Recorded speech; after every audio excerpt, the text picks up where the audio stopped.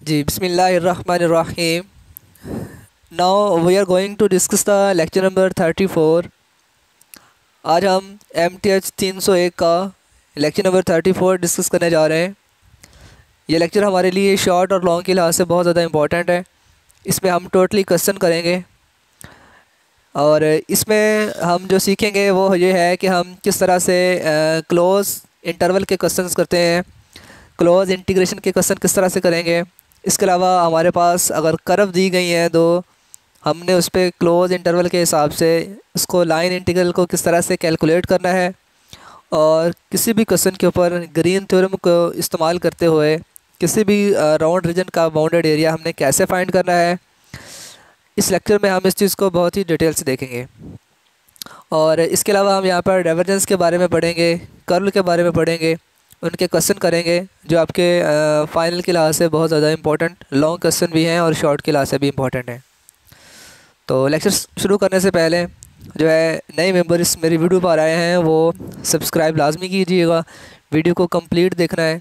Video अगर अच्छी लगे तो लाइक और लास्ट पे अपने कमेंट का इज़हार जो है वो कमेंट में लाजमी दीजिएगा। तो आइए हम लेक्चर को स्टार्ट करते हैं। एग्जांपल हमारे पास मौजूद है कि evaluate the line integral. Close interval का साइन नज़र आ रहा है आपको, और इसमें हमें बताया गया है कि ये हमारे पास इक्वेशन है x y d y plus 2x minus y d y, और ये इक्वेशन हमारे पास बाउंडेड है। किस चीज़ के बाउंडेड है, हमें दो वहाँ पर इक्वेशंस की कर्व दी गई हैं। एक कर्व हमारे पास वाई एक्स का स्क्वायर है और एक में एक्स वाई का स्क्वायर है। बाय यूजिंग ग्रीन थ्योरम हमने इसको एवेलुएट करना है। तो बाय यूजिंग ग्रीन थ्योरम उसने कहा है। तो ग्रीन थ्योरम जो हमारे पास क्या होता है, आपने सबसे पहले इस चीज़ को पता होना ज़रूरी है। देखें, ये आपके पास ग्रीन थ्योरम का फार्मूला है कि ये हमारे पास close interval P D X plus Q D Y, इसकी जो क्लोज इंटीग्रल है ये इक्वल टू हमारे पास minus double integration of del P Y minus, इसे हम डेल भी पढ़ सकते हैं, हम इसे करली भी पढ़ लेते हैं कि पार्शली भी इसे बोला जाता है। ठीक है, partially Q by partially X और D X by D Y. इस फार्मूले को किस तरह से क्वेश्चन पर एप्लीकेबल करना है आइए हम ज़रा देखते हैं। तो सबसे पहले हम इस फार्मूले में अगर देखें तो d p by d y लिखा हुआ है। ठीक है, तो ग्रीन थ्योरम हमेशा उस वक्त एप्लीकेबल होता है जब आपके पास जो है एग्जैक्ट हो इक्वेशन। इसके अलावा हम यहाँ पर जो है पहले इसके पी और क्यू एक्स के इंटीग्रेशन को निकाल लेते हैं। ठीक है, आपने एग्जैक्ट के नाम से भी नहीं घबराना। आप सिंपली देखें कि एग्जैक्ट से अगर आप कंफ्यूज हो रहेंगे तो आप ऐसा कीजिएगा कि आपके पास ये जो डेल पी और डेल क्यू के जो आ रही है ना आपके पास विद रिस्पेक्ट टू वाई और विद रिस्पेक्ट टू एक्स, आप इसे सिंपली कैलकुलेट कर लीजिएगा। अब देखें पी आपके पास क्या होता है, डी एक्स के साथ जो भी पोर्शन होता है वो आपके पास डी एक्स का होता है, और क्यू आपके पास होता है जो आपके पास डी वाई का पोर्शन होता है। ठीक है, ये आपके पास क्यू आ जाता है और ये वाला आपके पास पोर्शन क्या होता है, पी का होता है। अब पी वाले को विद रिस्पेक्ट टू वो वाई इंटीग्रेशन डेरिवेटिव कर रहा है और क्यू वाले को विद रिस्पेक्ट टू एक्स कर रहा है। तो जब हम पी वाले को with respect to y derivative लेंगे तो आप देख सकते हैं एक्स वाई है, तो इसमें एक्स एज अ कांस्टेंट और वाई का 1, और सिंपली आंसर आपका क्या रहेगा, एक्स आंसर आ जाएगा। अगर मैं बात करूं यहाँ पर क्यू वाले की विद रिस्पेक्ट टू एक्स के हिसाब से, तो हम देख सकते हैं कि 2x का बन जाएगा 2, वाई कांस्टेंट उसका 0 हो जाएगा, सिंपली जो है वो इसका आंसर 2 आ जाएगा। तो partially p by partially y जो है और क्यू बाय क्यू एक्स हमने कैलकुलेट कर लिया है। देन हम देख सकते हैं अकॉर्डिंग टू फार्मूला दोनों को सब्ट्रैक्ट करेंगे, और सब्ट्रैक्ट करने के बाद आपको जो नज़र आ रहा है हमने यहाँ पे लिख दिया गया है। अब हमें डबल इंटीग्रेट किस तरह से करना है। डबल इंटीग्रेट के लिए आपको पता है कि सबसे पहले आपको अकॉर्डिंग टू जो है वो वाई हल करना होता है। तो ये लिमिट कैसे आएंगी, माइनस फार्मूले का है। लिमिट इस तरह से आएंगी कि आपके पास जो दो कर्व दी गई हैं, जहाँ पे ले चलता हूँ दोबारा आपको कि y is equal to x का स्क्वायर है और x is equal to y का स्क्वायर है। यहाँ से अगर x का आंसर देखें तो एक y का स्क्वायर है। ठीक है, और अगर दूसरा आंसर देखूँ तो उसमें x is equal to y square है। तो चूँकि हमने इसको एज आ y लेना है, तो मैं y में अगर आंसर देखूँ तो y की जगह पर एक जगह तो x का स्क्वायर है ना, जहाँ से स्टार्टिंग है, यहाँ से अगर देखें। लेकिन अगर मैं यहाँ से y का आंसर निकालूँ तो वो बन जाएगा x की पावर 1/2 दो, चूँकि स्क्वायर रूट लेंगे तो एक्स का आंसर फिर आएगा, वाई का आंसर फिर आएगा। तो लिमिट हमारे पास एक्स स्क्वायर टू एक्स की पावर 1/2, यही उसने लिमिट यहाँ पे इस्तेमाल की हुई है। जज़र का मतलब ही होता है 1/2। अब हम इसे सिंपली यहाँ पे क्या करते हैं, इंटीग्रेट करते हैं। तो जब हम इंटीग्रेट करेंगे तो क्या होगा, एक्स है तो हमें पता है कि एक्स के साथ वाई नहीं है, इंटीग्रेशन में साथ इसके क्या आ जाएगा, वाई आ जाएगा। और टू भी सिंपल था, उसके साथ भी क्या आ जाएगा, वाई। तो उसने क्या किया, दोनों से वाई जो आना था वो कॉमन ले लिया और इस पर लिमिट अप्लाई कर दी, upper limit minus lower limit. Upper limit में हमारे पास जज़र था, लोअर लिमिट हमारे पास स्क्वायर था। हमने फिर क्या किया, अब हमने इसमें y की वैल्यूज़ पुट कर दी है। अब हम क्या करेंगे, इसको हम फर्दर जो है वो सॉल्व कर लेते हैं। कैसे करेंगे सॉल्व, इस x ने पहले इसके साथ मल्टीपल होना है, तो x की पावर 1 और x की पावर 1/2, तो वो बन जाएगा 3/2। फिर इस x ने x के स्क्वायर से खाना है, तो x की 3 बन जानी है। फिर 2 ने स्क्वायर रूट x से मल्टीपल होना है, तो स्क्वायर रूट का मतलब होता है पावर 1/2। और देन 2 ने x के स्क्वायर से मल्टीपल होना है, तो ये देखें माइनस माइनस प्लस भी हो गया। इस तरह से यहाँ पर ये हमारे पास आ जाते हैं, ठीक है। देन उसके बाद क्या होगा, अब इसकी इंटीग्रेशन करनी है, तो बहुत ही आसान काम है। पावर में एक इजाफा करेंगे और जो पावर बनेगी उसे बटे में लिखा जाएगा। तो बटे वाली चीज़ को अगर सामने लिखना होता है तो उल्टा के लिखते हैं। अब यहाँ पे देखिएगा हमारे पास 3/2 है, एक ऐड करूँगा तो बन जाएगा 5/2। अब x की पावर में 5/2 तो लिखूँगा ही ना, तो बटे में अगर मैंने 5/2 नहीं लिखना तो मैं 7 लिखूँगा, तो मैं 2/5 लिखूँगा। ये आप देख सकते हैं उन्होंने डायरेक्ट स्टेप यहाँ पे यही लिया हुआ है। इसी तरह x की 3 है, तो x की 3 में 1 ऐड करेंगे, x की 4/4। और x की 1/2 है ना, तो 1/2 में 1 ऐड करेंगे तो बन जाता है 3/2। तो x की पावर 3/2, 2 ऑलरेडी था, तो जब आप इसको 3/2 को ऊपर लेके आएंगे तो आप लिखेंगे 2/3, तो वो बन जाएगा 4/3। ये कुछ ऐसे यहाँ पे 4/3 आ जाता है। और सिमिलरली सिंपल आगे x की 3/3 लिखेंगे तो वो 2/3 साथ वैसे आ जाएगा। इंटीग्रेशन हो चुकी है, लिमिट अप्लाई करेंगे, अपर लिमिट 1 है, लोअर लिमिट जो है वो 0 है। अच्छा, इसकी लिमिट कैसे आई है, तो इसकी लिमिट किस तरह से आई है वो उसने क्वेश्चन में दी हुई थी कि वो आपका 0 0 टू 1 1, यानी इसकी जो है 0 to 1 है x के अलॉन्ग। तो यही उसने हमें सॉल्व कर दिया और हमने आंसर निकाल लिया। और अकॉर्डिंग टू ग्रीन थ्योरम अगर हम देखें, हमने उसको सॉल्व कर लिया है। यहाँ पर हमने क्या किया, दोनों को सब्ट्रैक्ट करके उनकी डबल इंटीग्रेशन भी कर ली है। अब हम किस स्टेप पे पहुँचे हैं, अब हम इस स्टेप पे पहुँचे हैं कि हमारे पास जो बाहर माइनस था वो माइनस क्या होगा, वो माइनस निगलेक्ट हो जाएगा, चूँकि एरिया हमेशा पॉजिटिव होता है, ठीक है। तो उसे हमने क्या कर दिया, यहाँ पे हम उसे निगलेक्ट कर देंगे। तो इसके अलावा हमारे पास जो है ये एक स्पेशल केस है हमारे पास कि अगर पी का आंसर अकेला वाई हो, कौन से पी का आंसर जो आपके पास इस क्वेश्चन में इस पी की जगह पर एक्स वाई नज़र आ रहा है, और क्यू का आंसर अगर आपके पास -x हो, तो उसमें से डेरिवेटिव लेंगे 1 और -1, ये सारा वही रिपीट हो रहा है। तो आपके पास कुछ इस तरह का केस बनेगा कि हम कह सकेंगे कि वो डबल एरिया के बराबर होता है, ठीक है। यहाँ पे उसने ये बताया है कि अगर आपके पास इस केस में अगर इस तरह का केस हो कि वो सिंपली क्वेश्चन हो, तो वो डबल एरिया के बराबर होता है। ये चीज़ हमें इसी चीज़ के बारे में बता रही है, ठीक है। यहाँ से देखिएगा ये चीज़ हमें क्या बता रही है कि वो डबल है। अगर आपने ये वाला 2 इधर लेके आना है तो वो इस तरह की फॉर्म में आ जाएगा, वो 1/2 बन जाएगा, ठीक है। यानी अगर मैं सिर्फ इस चीज़ को डिनोट करूँ तो वो डबल यानी कि 2a से रिप्रेजेंट हो जाएगा ये वाला। तो ये बताने का क्या मकसद था, इस बताने का मकसद हमारे पास ये होगा कि हमारे पास क्लोज इंटरवल में जो है वो px और qx के अकॉर्डिंग वैल्यू जो है वो बहुत ज़्यादा डिपेंड करती हैं। तो नेक्स्ट एग्जांपल में हम देखते हैं डिटरमाइन द एरिया। इसमें भी हमें एरिया फाइंड करना है। हमें y की 2 वैल्यू दी हुई हैं जिससे हमने लिमिट को निकालना होता है, और इसके अलावा उसने हमें पॉइंट दिए हुए हैं, ठीक है। 0 to 2 के 0 और 2 दोनों पॉइंट हम इस्तेमाल कर सकते हैं। तो ये 2 पॉइंट कहाँ से निकले जाएंगे, ये 2 पॉइंट इधर से निकले हुए हैं क्वेश्चन के अंदर ही। तो 3x² प्लस = 6x, ठीक है। तो एक x = 0 और दूसरा 6 पे 3 डिवाइड कर देंगे तो 2 आ जाएगा। ये कुछ इस तरह से निकले हुए हैं। अच्छा, क्वेश्चन हमारे पास जो है वो यही था कि हमारे पास area = half close integral x/y plus dy/dx। तो इसमें देखें सिंपली सी चीज़ है कि हम यहाँ पर क्या करेंगे, हमने एवेल्यूएट करना है C1 और C2 को। तो C1 में हमारे पास क्या आ जाएगा, C1 में हमारे पास अगर हम x की बात करें तो x की पावर 2/2 आएगा, और उसी तरह वाई की आ जाएगा, दोनों को ऐड करेंगे। ये उसने जो है वो शॉर्टकट कर दिया तमाम तर क्वेश्चन को, ठीक है। अब उसमें ये चूँकि डबल एरिया के बराबर उसने हमें पता था कि ये चीज़ है, जिसमें हमने इसको लिख सकते हैं कि 2a is equal to x d y minus y d x.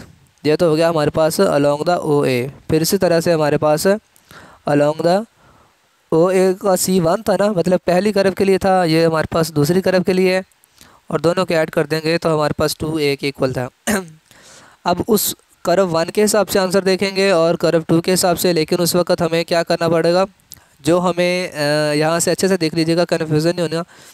ये उसने y जो दिया हुआ ना 3x का स्क्वायर, इसका आप देंगे डेरिवेटिव, तो ये बन जाएगा dy और 6x साथ में dy/dx जो है बटे वाला dx इसके साथ मल्टीपल हो जाएगा, तो dy इज इक्वल टू बन जाएगा dy और dx और 6x, क्योंकि वो साथ मल्टीपल हुआ के इधर। इसी तरह जब हमने dy का आंसर निकाल लिया है, अब हमने करना क्या है, हमने उस dy की जगह पर, यानी x के साथ dy नज़र आ रहा था ना आपको, ये क्वेश्चन में देखें, तो इस dy की जगह पर हम क्या पुट कर सकते हैं, अब 6x dx। ये देखें 6x dx हमने पुट कर दिया तो वो x का स्क्वायर बन गया। इसको सिंपली सॉल्व करेंगे, आपके पास 8 आंसर आ जाता है। तो सिमिलरली हम जब I2 के लिए जाएंगे, उस पर भी हमने dy की जगह पर क्या करना है, 6dx को पुट करना है, ठीक है। वो कैसे निकालेंगे, वो हम इसकी दूसरी इक्वेशन से निकालेंगे, जो y is equal to 6x नज़र आ रहा है ना आपको क्वेश्चन में, यहाँ से हम यहाँ पे क्या है, यहाँ पे हमने dx की वैल्यू को निकालना है।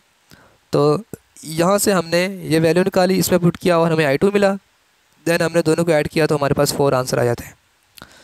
बहुत ही आसान क्वेश्चन है। नेक्स्ट हमारे पास है एक और क्वेश्चन है जिसमें उसने y दिया हुआ है, ठीक है। दो उसने कर्व दी नहीं थी, वो दोनों उसने गिवन दी हुई हैं और x greater than equal to 0, और वो कह रहा है जी हमारे पास जो y है, जो हमारे पास क्वेश्चन जो है वो है हमारे पास y की भी उसने 2 ऑप्शन दिए हुए हैं और x की भी उसने 2 टर्म दी हुई हैं। ये देखें क्वेश्चन वो कहाँ तक लेके आता है। क्वेश्चन में एक तो उसने y की कर्व दी हुई है, ठीक है, और दूसरा उसने हमें दिया हुआ है वो है ये फार्मूला, जिसका हमें ऑलरेडी गिवन पता है। अब हमने क्या करना है, यहाँ पर दोबारा से देख लीजिएगा, क्वेश्चन वही रिपीट हो रहा है। यहाँ पे हमने इसमें भी C1 और C2 को अलग अलग कैलकुलेट करना है। किस तरह से करेंगे अलग अलग कैलकुलेट, देखें हमें जो C1 के लिए वैल्यू दी हुई है, एक तो हम यहाँ पे देख सकते हैं कि y is equal to 2x का क्यूब, ठीक है। अब यहाँ से इसका अगर मैं डेरिवेटिव लूँ तो बन जाएगा 6x dx, इसी का डेरिवेटिव लूँ, यही नज़र आ रहा है आपको। अब ये जो dy लिखा हुआ है, हमने इस dy को इस dy की जगह पे पुट करना है और हमें जो आंसर मिलेगा हमने उसको कैलकुलेट कर लेना है सिंपल से, और वो कैलकुलेट करने से हमारे पास आंसर आ जाता है 1। ये तो हमारे पास I1 का आंसर आ जाता है ना। अगर हम I2 की बात करें तो I2 में हमारे पास कुछ इस तरह से होगा कि हमने जो है अब इक्वेशन जो है वो सेकंड यूज़ करनी है, और वो हमारे पास कौन सी है, x की 3 + 1। तो x की 3 + 1 में हमारे पास ये कर्व है। अब हमने यहाँ पर लिमिट को किस तरह से देखा, देखें लिमिट इस तरह से देखते होते हैं, जिसने हमें जो लिमिट दी हुई थी ना, वो दी थी उसने एक तो ये कहा था, देखें 0 1 2, और देखें फिर 2 से दोबारा 0 की तरफ आ रहा है। कैसे, देखें आप उसकी डायरेक्शन को देखिएगा, यहाँ से ऐसे जा रहा है फिर वापस रिटर्न हो रहा है। तो वो 0 था, 0 से 2 की तरफ गया, 1 और 2 की तरफ, और फिर वहाँ से 1 और 2 से वो कहाँ पे आ रहा है, दोबारा वो इस टर्म पे आ रहा है जहाँ पर हमारे पास y इज इक्वल टू 0 होता है। तो लिमिट यहाँ पे कैसे बनेगी, आप यहाँ से देखिएगा कि आप इस चीज़ को जो है, मैं बाकी सारा क्लियर कर देता हूँ ताकि कन्फ्यूज़न ना हो। आप इस चीज़ को देख रहे हैं, हमने सेकंड इक्वेशन ले ली है। अब हुआ यहाँ पे क्या है कि आप यहाँ से देख सकते हैं कि अगर आप x is equal to 0 put करते हैं तो आपको आंसर 1 मिलता है, या फिर आप इस तरह से भी अंदाज़ा लगा सकते हैं कि आपने क्या किया है, अब हम इस लिमिट को 1 से लेके 0 तक रिवर्स कर रहे हैं, ठीक है, वापस आ रहे हैं हम इसको लेके। तो वापस कहाँ पे आएगा, उस पॉइंट पर जहाँ पर x का आंसर जो है वो 0 हो जाता है, ठीक है। इस पॉइंट पर x जो है वो 0 है y जो है वो 1 है। तो क्या हुआ, कहाँ से कहाँ तक आ रहा है, वो हमारे पास 1 से 0 तक आ रहा है। यही हमारी लिमिट थी।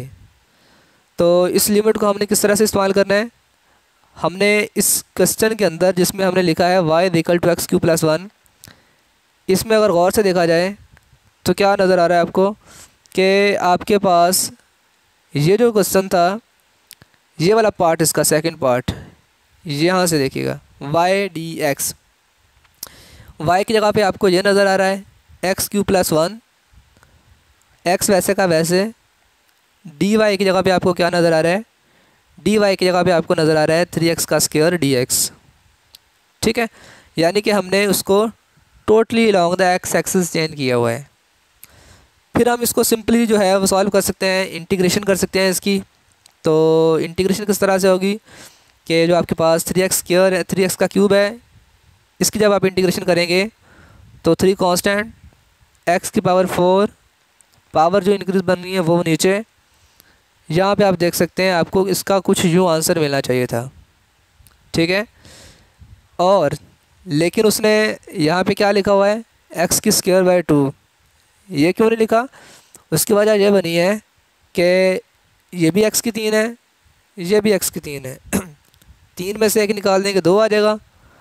जब हम लिखेंगे यहाँ पे 2x की 3, इसकी जब हम इंटीग्रेशन करेंगे तो 2 कांस्टेंट, x की 4 बटे में 4, तो 2 इससे कैंसिल हो जाएगा और x की 4 बाय 2, यही हमें गिवन थी, यही हमें फाइंड किया यहाँ पे। ठीक है, इसके अलावा अगर हम नेक्स्ट 1 पे आ जाएं तो 1 का क्या होता है, इससे माइनस हो जाना था और बाद में उसका 1 की इंटीग्रेशन जो है वो x। अब इसमें अपर लिमिट माइनस लोअर लिमिट ये आप इजीली कर सकते हैं। ठीक हो गया। नेक्स्ट हमारे पास जो चीज़ थी वो थी कि हमने इस b वाले पॉइंट से 0 वाले पॉइंट की तरफ आना है। ऐसा हमने क्यों किया, हमें क्वेश्चन में गिवन है कि हमें क्लोज इंटरवल दिया हुआ है। ये साइन हमें किस चीज़ को बताता है, क्लोज इंटरवल को बताएगा। तो अब हम b से दोबारा 0 की तरफ जाएंगे। b वाले पॉइंट में अगर हम देखें, हम इस पॉइंट से इस पॉइंट तक आएंगे इस कर्व के अंदर।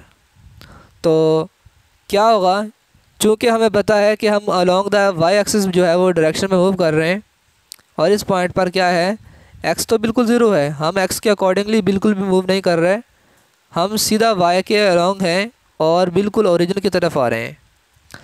तो यहाँ पर dx भी चेंज, उसमें भी टोटली 0 है, x भी टोटल 0 है। तो जब ये दोनों चीज़ें 0 पुट करेंगे आपको आंसर 0 मिल जाता है। बाकी जो आपने I1 और I2 का आंसर निकाला था आप इनको ऐड करेंगे और सिंपली इसका आप आंसर निकाल देंगे। तो नेक्स्ट कुछ उसने प्रॉपर्टी लिखी हुई है कि लाइन इंटीग्रल की प्रॉपर्टीज़ जो हैं वो क्या होती हैं।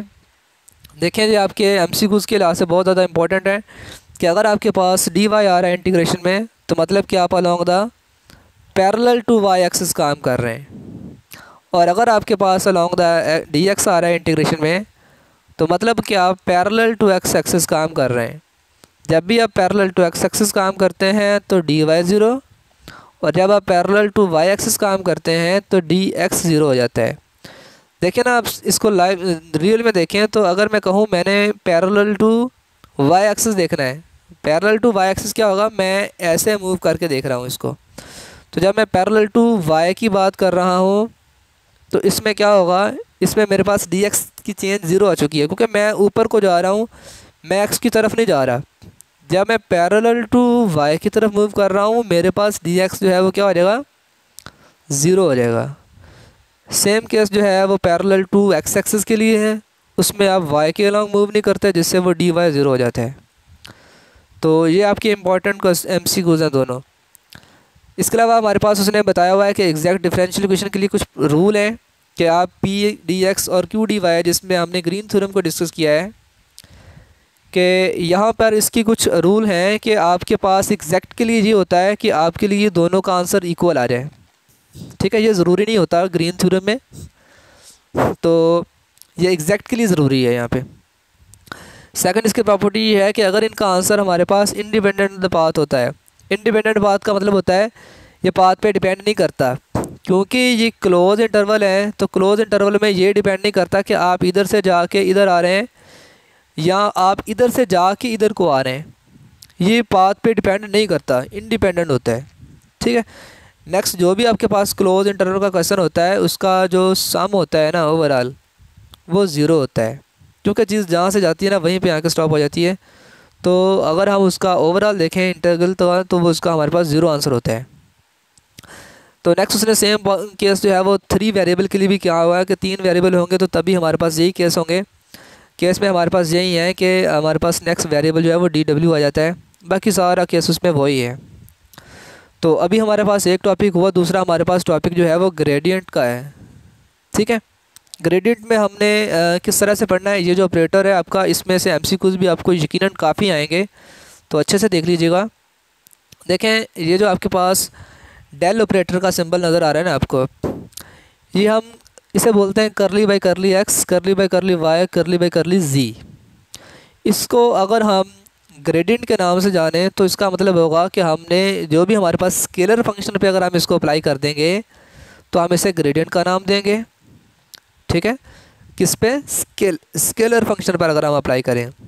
लेकिन अगर मैं इसी करली बाई करली एक्स, करली बाई करली वाई को किसी वेक्टर पे अप्लाई कर दूं तो तब हम इसे कर्ल का नाम देंगे। हम इसको यहाँ पे डिटेल से भी देख लेते हैं। तो आइए हम चलते हैं नेक्स्ट नीचे कि ये किस तरह से काम करेंगे, किस तरह से सॉल्व होंगे। तो यह चीज़ ज़रूरी है यहाँ पे आपके MCQs के लिए मैं बताता जाऊँ आपको कि जो ग्रेडियंट होता है वो जब एज अ स्केलर करता है तो वो हमें हमेशा वेक्टर क्वांटिटी देता है, और जब भी हमारे पास डाइवर्जेंस एक्ट करता है एज अ वेक्टर और वेक्टर बिहेव करे तो वो हमें हमेशा स्केलर क्वांटिटी देगा। कैसे देगा, हम इसको एग्जांपल से प्रूव कर देते हैं। देखिए, उससे हमें क्वेश्चन दिया हुआ है A=i दिए हुए हैं, हमें वेक्टर फॉर्म गिवन है, हमने इस पर डाइवर्जेंस को अप्लाई कर दिया। डाइवर्जेंस का मतलब होता है कि हमने इस पे ऊपर ग्रेड को अप्लाई करना है, यानी कि करली बाई करली एक्स, करली बाई करली वाई, करली बाई करली जी। उससे क्या होता है, उससे ये होता है आपके पास कि आपने ओवरऑल के लिए अप्लाई नहीं किया, आपने जो आई वाला कंपोनेंट है उसको सिर्फ एक्स के, जो जे वाला कंपोनेंट है उसको वाई से, और जो के वाला कंपोनेंट है उसको विद रिस्पेक्ट टू जी से सॉल्व करना होता है, और ये आपके पास आंसर आ जाते हैं। पता है ना आपको कि 2x के स्क्वायर का लेंगे तो 2x, y वैसे, और x y में z में अगर आप विद रिस्पेक्ट टू y लेंगे तो y का 1 बाकी x y रह जाएगा, और अगर y z 4 में अगर आप विद रिस्पेक्ट टू z ले रहे हैं तो y कांस्टेंट है, 4 वाले का 4, z की 3 रह जाएगा। ठीक है। तो ये कुछ इस तरह से हमारे पास आंसर आएंगे। तो नेक्स्ट हमने जो देखा यहाँ पे तो वो क्या है कि जब हम इसको मज़ीद सॉल्व करेंगे तो आइए हम ज़रा इसको देखते हैं एग्जांपल को करके। ठीक है। तो ये एग्जांपल तो ग्रेडियंट की मैंने आप लोगों के ज़िम्मे लगा देता हूँ। ये आप इंपॉर्टेंट चीज़ को यहाँ पे देख लें कि such that a vector A which del A, जो हमें ज़ीरो आंसर दे दे। कौन? जब हम किसी के ऊपर ग्रेडियंट को अप्लाई करें और वो हमें इक्वल टू आंसर ज़ीरो दे दे, उसका मतलब क्या होगा कि वो हमारे पास सॉलिनॉइड वेक्टर होता है। ये आपने लाजमन ज़हन में रखना है। जब हमारे पास रिजल्टेंट ज़ीरो आ जाए, ठीक है, तो देन हम क्या कहेंगे कि वो हमारे पास सॉलिनॉइड वेक्टर होते हैं। कर्ल के बारे में मैं आपको ऑलरेडी डिस्कस कर चुका हूँ कि अगर हम उसको वेक्टर मतलब कि रिज़ल्ट अगर हमारा वेक्टर आ जाए तो वो हमारे पास होता है कर्ल। ठीक है। और अगर हमारे पास आंसर स्केलर में आ जाए तो उसे हम बोलते हैं डाइवर्जेंस। ग्रेडियंट का नाम भी उसे दिया जाता है। तो फंक्शन के ऊपर मैंने करली बाई करली एक्स को अप्लाई किया, जो रिज़ल्ट मिला उसमें अभी भी आई जे के कंपोनेंट मौजूद हैं, इसे बोलते हैं कर्ल। ठीक है। ये आंसर आए कैसे? तो इसका मतलब ये होता है कि जब आपने इस आई को लिखा तो आपने इसकी आपने इसका कॉलम और इसकी रो को छोड़ दिया, तो आपके पास जो बचा है ये वाले आपस में ज़रब होंगे, ये वाले आपस में ज़रब होंगे। ठीक है। यहीं पे उसने यही लिखा हुआ है।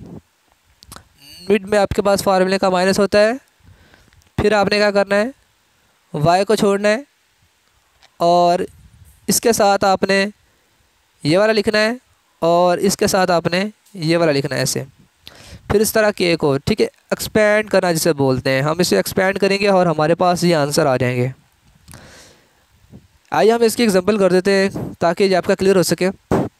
तो ये देखिए हमारे पास a is equal to this है, हमें फंक्शन गिवन था, हमने क्या किया, हमने इसका डिटर्मिनेंट लेने के लिए हमें जो है i को जब लिखेंगे, तो जब मैंने i लिखा तो i के साथ मैंने ये चीज़ को स्किप कर दिया। मैंने करली वाई बाई करली वाई को इस चीज़ के साथ मल्टीपल मतलब इसका जो करली बाई करली वाई है ना वो इस पर अप्लाई होगा, और जो आपके पास करली बाई करली जी है वो इस चीज़ पे अप्लाई होगा, ये मुकम्मल हो जाएगा। फिर उसी तरह फार्मूले का माइनस, ये देखें ठीक है, इसमें हमने y को छोड़ना है, ये वाली लाइन छोड़ देंगे, ये वाली लाइन छोड़ देंगे, फिर करली बाई करली x को आंसर जो है वो इसके ऊपर अप्लाई होगा, यानी माइनस एक्स स्क्वायर वाई जी के। फिर फार्मूले का माइनस और करली बाई करली जी इस चीज़ पे अप्लाई होगा, यानी y की 4 माइनस एक्स स्क्वायर जी स्क्वायर। सिमिलरली जब हम करली बाई करली जी लिखेंगे तो हम क्या करेंगे, उस केस में हम फिर इसको और इसको स्किप कर देंगे, ठीक है। ये आपस में मल्टीपल होंगे, यानी कि करली बाई करली एक्स इसके अकॉर्डिंग माइनस फार्मूले का और फिर ये आपस में। तो इस तरह से ये मल्टी जो है वो कर्ल की फॉर्म जो है वो सॉल्व होती है। आपने पास जो आंसर निकाल लेंगे इनका, फिर आपने जो पॉइंट गिवन है एक्स की जगह पे 1, वाई की जगह पे 3, जी की जगह पे -2 पुट करने से आपके पास जो आंसर आएगा वो आंसर आपके पास आई जे की फॉर्म में ही आएगा, वो आपके पास वेक्टर फॉर्म ही होगी। तो सिमिलरली सेम क्वेश्चन जो है नीचे है, लेकिन वो ट्रिग्नोमेट्रिक फंक्शन है, आपको डेरिवेटिव लेना जो है वो पता होना ज़रूरी हो, ठीक है। यानी कि अगर मैं इसका विद रिस्पेक्ट टू एक्स लूँगा, मैं इसकी ही बात कर देता हूँ, अगर मैंने इसका विद रिस्पेक्ट टू जब एक्स लेना है तो एक्स का 1 हो जाएगा, 2 जी कॉस वाई वैसे का वैसे रह जाएंगे, ये हमारे पास उस वक्त कांस्टेंट होंगे। तो नेक्स्ट मैं देख लेता हूँ, इसमें समरी आ जाती है हमारे पास, ये भी बहुत इंपॉर्टेंट है फॉर द शॉर्ट क्यूज़ के लिए। जब भी ग्रेड किसी भी स्केलर क्वांटिटी पे एक्ट होता है तो हमें वेक्टर मिलता है, कन्फर्म है। जब भी डेल ऑपरेटर किसी वेक्टर पे अप्लाई होता है तो जाहिर सी बात है आई से जे से ख़त्म हो जाएंगे, हमें स्केलर क्वांटिटी मिलेगी। और जब भी कर्ल ऑपरेटर किसी वेक्टर पे अप्लाई होता है तो हमें वेक्टर फील्ड मिलती है। अब देखें क्या हो रहा है कि वेक्टर पर ही डाइवर्जेंस को हमने अप्लाई किया तो हमें स्केलर क्वांटिटी भी मिलती है, लेकिन अगर हम कर्ल के तौर पे वेक्टर पर अप्लाई करेंगे तो हमें वेक्टर मिलेगा, डाइवर्जेंस के तौर पे वेक्टर पे अप्लाई करेंगे तो स्केलर मिलेगा, ठीक है। ये बात आपने जहन में रखनी है। उसकी एक मिसाल भी नीचे है कि जब आप ग्रेड 5 का मतलब होता है कि आप किसी स्केलर पर अप्लाई कर रहे हैं, आपको वेक्टर ही मिलेगा, ठीक है। विद द वेक्टर यूनिफॉर्म ये उसने हमें दिया हुआ है, जो उसकी पहचान है, ये उसकी सिंपल फॉर्म है। इसके अलावा उसने मज़ीद एग्जांपल दी हुई है, सेम आपने वैसे ही करना है। आपको आंसर देखें IJK में मिल रहा है। अनदर क्वेश्चन में उसने भी ऐसे दिया हुआ है कि आपने इसका ग्रेड लेना है, जब आप इसका ग्रेड 5 से लेंगे स्केलर क्वांटिटी अप्लाई करेंगे तो आपके पास IJ ख़त्म हो जाएंगे, ठीक है। पहले आपके पास ये क्वेश्चन है, जब आप इसके ऊपर डाइवर्जेंस को अप्लाई करेंगे, ग्रेडियंट को अप्लाई करेंगे तो आप इसको क्या करेंगे, वेक्टर फॉर्म में ले आएंगे। अब आपके पास जो आंसर आ चुका है, ठीक है, ये तो आपके पास है ना कि अपने ग्रेड 5 निकाला, अगर आप इसका डाइवर्जेंस लेंगे अब इसी चीज़ का दोबारा से, यानी कि आपने इसका अगेन डेरिवेटिव लेना है। कैसे लेना है डेरिवेटिव, आपने आई वाले का with respect to x, y वाले का जे और जी वाले का के, तो इस तरह से वो आपके आंसर आ जाएंगे। जो भी आंसर आया उसमें आपने पॉइंट पुट करने हैं, ठीक है। ये क्या होता है कि आप डाइवर्जेंस ले रहे हैं किसी ग्रेड का, पहले आपने ग्रेड 5 किया, फिर आपने इसका डाइवर्जेंस लिया। ग्रेड वाले में क्या होता था कि आपका IJK जो है उसके अलॉन्ग आपने with respect to x with respect to y solve किया, अगेन उसके ऊपर आपने अगर करली बाई करली एक्स को अप्लाई कर दिया तो आपके पास डाइवर्जेंस ग्रेड बन जाता है। उसमें पॉइंट पुट करें, पॉइंट पुट करने के बाद आपके पास जो आंसर आ जाता है ये आपके पास वो फाइनल आंसर होगा जो हमने निकाला होगा उसके लिए। तो यहाँ पे हम कह सकते हैं कि डाइवर्जेंस अगर हम किसी ग्रेड के ऊपर अप्लाई करें, जैसे कि अभी हमने इस क्वेश्चन में किया था, तो उसका मतलब होता है कि आप एक्स वाले कंपोनेंट का डबल डेरिवेटिव ले रहे हैं, वाई वाले का भी डबल डेरिवेटिव ले रहे हैं और जी वाले का भी आप डबल डेरिवेटिव ले रहे हैं। तो ये उसकी एग्जांपल आ जाती है नीचे, ठीक है। बिल्कुल इसी तरह से हमारे पास कुछ ऐसे क्वेश्चन भी होते हैं जिसपे हम कर्ल पे अगेन कर्ल को अप्लाई कर देते हैं। जिस तरह grade pay again grade apply करें तो उसे हमने डाइवर्जेंस का नाम दिया है, इस तरह अगेन कर्ल पे अगर अगेन कर्ल का आंसर मतलब जो कर्ल का आंसर आया IJK, हमने उसको अगेन यूटिलाइज़ कर दिया किस में, कर्ल की फॉर्म में, डबल हमने उसको जो है वो कर्ल कर्ल किया तो हमारे पास आंसर है इस तरह। मतलब जब भी कर्ल कर्ल आएगा आप in the form of vector यानी कि मैट्रिक्स की फॉर्म, डिटर्मिनेंट की फॉर्म में लिखेंगे। अगर आपके पास ग्रेड डाइवर्जेंस के नाम से आता है तो आप इसको सिंपली जो है with respect to x with respect to y जो है उस फॉर्म से हल करेंगे। ठीक है, तो ये आपके पास कुछ रिज़ल्ट हैं। या आपने जब आप डाइवर्जेंस को किसी कर्ल पे अप्लाई करेंगे तो आपको आंसर हमेशा सिफर मिलेगा। ठीक है, ये बात भी आपने ज़हन में रखनी है कि जब भी डाइवर्जेंस किसी भी कर्ल वाली फॉर्म पे अप्लाई करेंगे तो आपको ज़ीरो आंसर मिलेगा वहाँ पे। सही है। इसके अलावा आपने जो यहाँ पे और चीज़ याद रखनी है कि दिस रिज़ल्ट जो है कि अगर आप डाइवर्जेंस किसी ग्रेड पे अप्लाई करते हैं तो उसका मतलब होता है कि हमें सेकंड डेरिवेटिव मिलते हैं। ये बात मैं ऑलरेडी आपको डिस्कस कर चुका हूँ। ठीक है, इसकी एग्जांपल भी है नीचे तो ये नीचे एग्जांपल नहीं है, ख़त्म हो चुका है लेक्चर। तो ये आपने जो है ये अपने रिज़ल्ट जो है वो बहुत अच्छे से जहन में रखने हैं कि कर्ल का ग्रेड पे आंसर ज़ीरो है, डाइवर्जेंस का कर्ल पे आंसर ज़ीरो होता है, और अगर आप डाइवर्जेंस ग्रेड पे अप्लाई कर रहे हैं तो इसका मतलब है कि आप उसका डबल डेरिवेटिव ले रहे हैं। आई होप ये लेक्चर काफ़ी लंबा हो चुका है लेकिन ये क्वेश्चन आपके पास फाइनल के लिए बहुत ज़्यादा इंपॉर्टेंट है। तो ऑल द बेस्ट।